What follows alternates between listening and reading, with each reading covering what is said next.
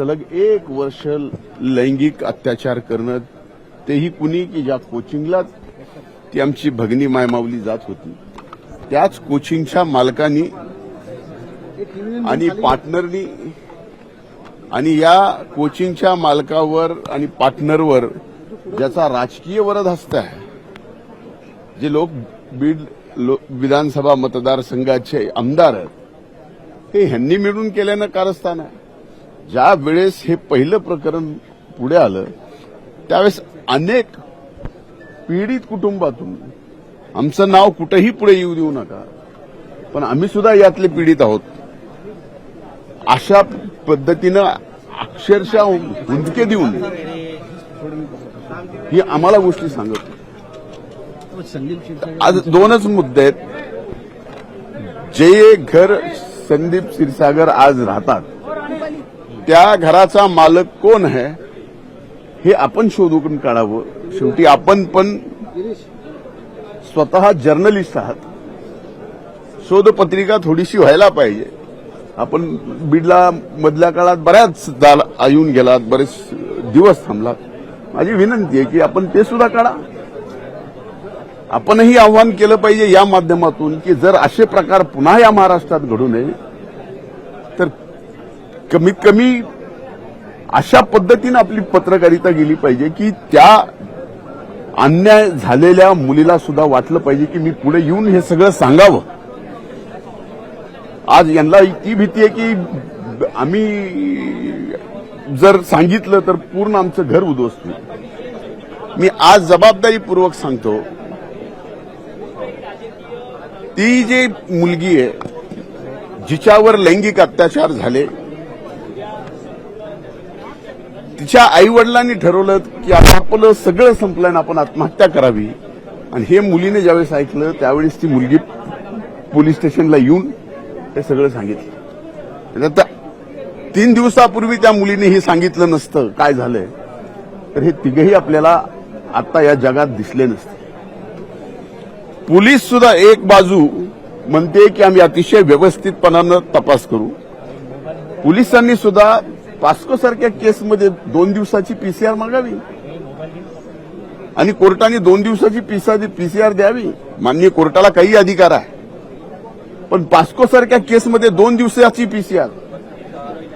जी मुलगी रडून रडून सांगते की माझ्यावर एवढे अत्याचार झाले, थांबत नाही सांगताना एवढे अत्याचार तिच्यावरती झालेत.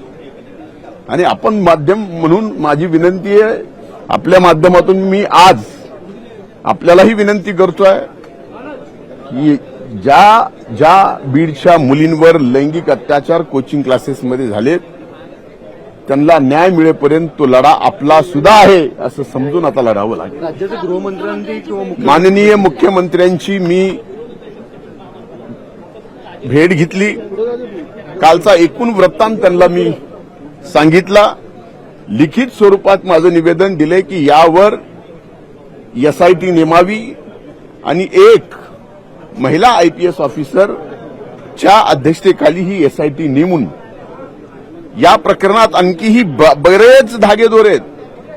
किती वाजता कोण कुठं होतं, फोन कसे गेले, सीडीआर चेक करण्या इतपत आता ही तपास यंत्रणा राहिलेली नाहीये. सीडीआर प्लस आयपीडीआर चेक करावं लागतील तर खरा गुन्हेगार आणि ह्याच्या गुन्हेगाराचे वरदहस्त कोण हे लक्षात येईल. त्याबाबत मी निवेदन दिलंय आणि त्यांनी सकारात्मक सांगितले की आपण नक्कीच एसआयटी नेमू. आता माननीय उपमुख्यमंत्री मोदयांना सुद्धा, अजितदादांना मी निवेदन दिलं.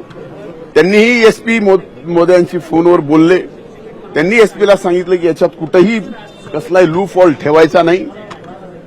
आणि त्यांनाही निवेदन दिल्यानंतर मुख्यमंत्री आणि माननीय उपमुख्यमंत्री दोघेही एकत्र बसून त्यात आता निर्णय करतील. संदीप क्षीरसागर या पूर्ण प्रकरणापासून लांब राहत आहेत. संदीप क्षीरसागर या संपूर्ण प्रकरणापासून एक मिनिट. संदीप क्षीरसागर बीडचा लोकप्रतिनिधी या प्रकरणापासून लांब राहूच शकत नाही हे मी जबाबदारीपूर्वक बोलतो. राहुलजी, आपण मला अनेक वर्षापासून मला ओळखता. या प्रकरणात सुद्धा यांचे स्पॉन्सरर सुद्धा यांच्या प्रत्येक कार्यक्रमाचे, आता हा मेन आरोपी तिथल्या सार्वजनिक शिवजयंती महोत्सवाचा अध्यक्ष कोण होतो? तुम्ही हे जा ना, इथं मला विचारता, इथं मला मी ज्या पद्धतीनं सांगतो हे तुम्ही तिथं जाऊन सुद्धा केलं पाहिजे. क्षीरसागरांचा पोलिसांवर दबाव आहे का मग? सहभाग आहे का? एक मिनिट, त्यांचा सहभाग आहेच. क्षीरसागरांचा दबाव आहे का पोलिसांवरती मग? आता एक लक्षात घ्या, पोलिसांवरती का दबाव आहे, कशामुळे या दबावाखाली येऊन पोलीस असं काम करतायत, याचं उत्तर मात्र माननीय मुख्यमंत्री देतील.